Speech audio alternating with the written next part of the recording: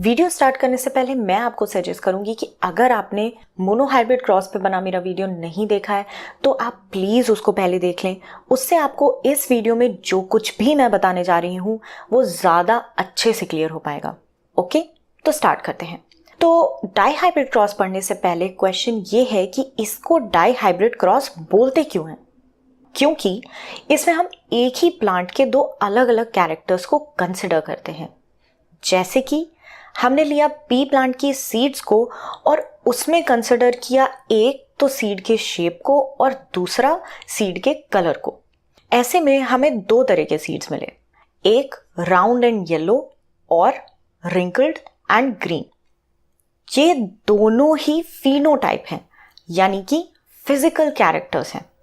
बहुत क्विकली मैं आपको बताना चाहूंगी कि फिनोटाइप, जीनोटाइप और डोमिनेंट रिसेसिव ये टॉपिक्स मैंने अपने प्रीवियस वीडियो में बहुत डिटेल में एक्सप्लेन किए हैं, तो आप मोनो हाइब्रिड क्रॉस पे मेरा वीडियो जरूर देखें। चलिए कंटिन्यू करते हैं।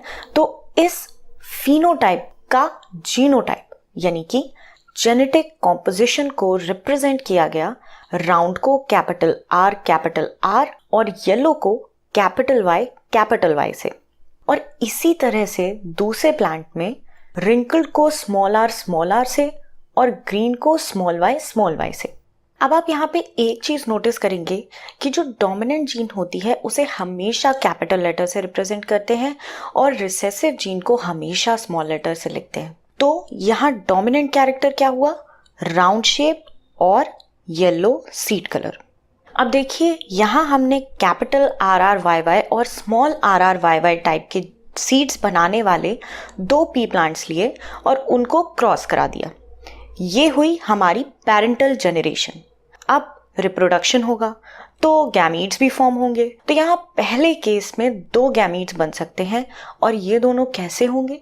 कैपिटल R कैपिटल Y और दूसरा भी कैपिटल R Y। सिमिलरली दूसरे केस में स्मॉल r y और स्मॉल r y ये दो गैमीट्स बने। अब ये गैमीट्स होंगे फ्यूज। तो हम बना लेते हैं जल्दी से एक प्यूनेट स्क्वायर, और ये बनाना है बहुत इजी। इसमें हम बनाएंगे एक स्क्वायर और उसके लेफ्ट साइड लिख देंगे पहले पेरेंट के गैमीट्स को कैपिटल R कैपिटल Y, और टॉप पे हम लिख देंगे दूसरे पेरेंट के गैमीट्स को यानी स्मॉल r y। अब इन गैमीट्स को फ्यूज करा देते हैं।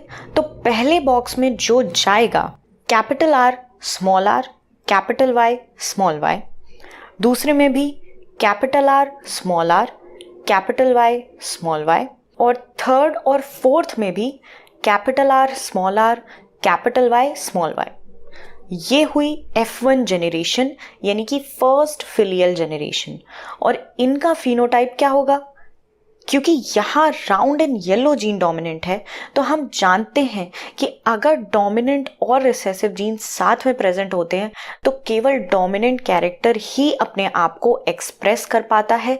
इसलिए F1 जनरेशन के सभी प्लांट्स का फिनोटाइप होगा राउंड एंड येलो। यानी कि हम ये भी बोल सकते हैं, ध्यान दीजिएगा, हम ये भी बोल सकते हैं कि रिसेसिव कैरेक्टर वो हैं जो F1 जनरेशन में कभी भी एक्सप्रेस नहीं हो पाते हैं। बिल्कुल सही बात है। आप चाहे मोनोहाइब्रिड क्रॉस देख लीजिए चाहे डाईहाइब्रिड, कभी भी रिसेसिव कैरेक्टर आपको F1 जनरेशन में एक्सप्रेस होता नहीं दिखाई देगा। अब इसी F1 जनरेशन से लिया गया दो प्लांट्स को और उनको क्रॉस कराया गया। तो मुझे ये बताइए कि यहाँ पे कितने टाइप के गैमीट्स फॉर्म होंगे। ध्यान रहे कि जब भी यहाँ गैमीट्स फॉर्म होंगे तो उसमें एक कलर का जीन होगा और एक शेप का जीन होना चाहिए। तो कितने गैमीट्स फॉर्म होंगे?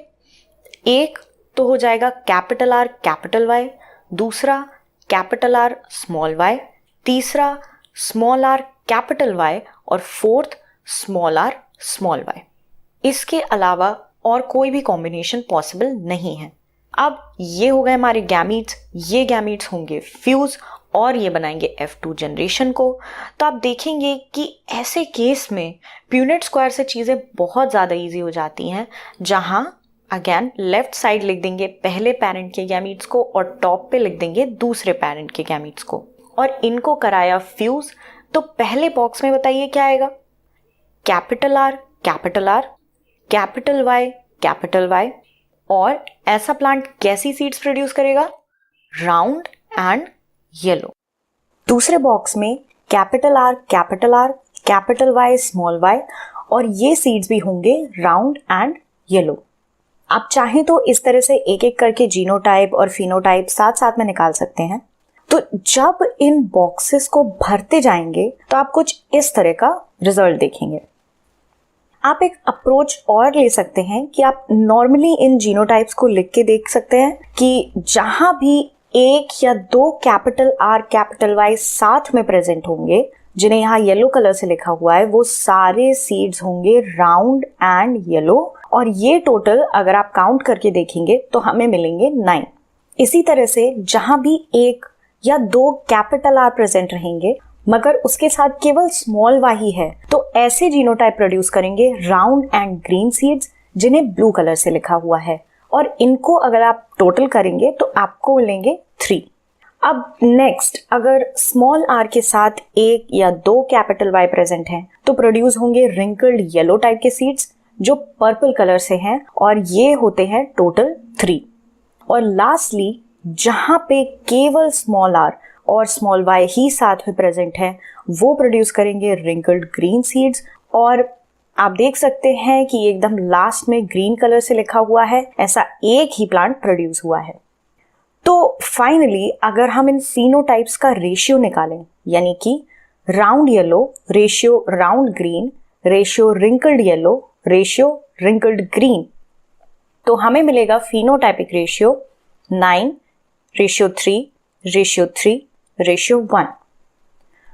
आपके मन में ये डाउट आ सकता है कि इसका जीनोटाइपिक रेशियो क्या होगा, तो आपको वो कुछ ऐसा मिलेगा।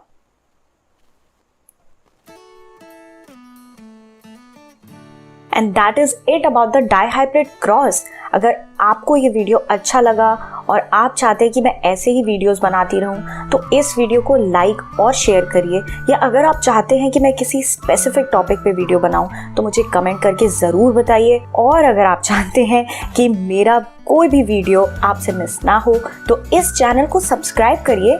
Till then, stay curious.